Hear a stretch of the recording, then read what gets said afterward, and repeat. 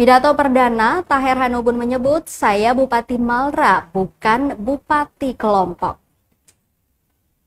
Bupati Maluku Tenggara atau Malra, M. Taher Hanubun, didampingi Wakil Bupati Carlos Pialira Hantopnam, menyampaikan pidato perdananya pada rapat paripurna DPRD Malra, Jumat 7 Maret 2025.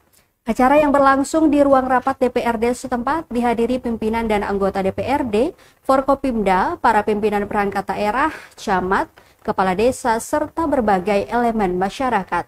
Mengawali pidatonya, Bupati Taher menegaskan, ia adalah Bupati Maluku Tenggara, bukan Bupati hanya untuk kelompok tertentu. Pilkada, lanjut Taher, telah usai. Baginya, sekarang saatnya untuk bekerja membangun dan memajukan Malra. Karena itu, ia meminta semua pihak agar bahu-membahu, memberikan dukungan dan aksi nyata. Paripurna dilanjutkan dengan sambutan dari Gubernur Maluku yang diwakili Kepala Biro Pemerintahan Setda Maluku, Domingus Kaya. Download Tribun X sekarang, menghadirkan lokal menjadi Indonesia.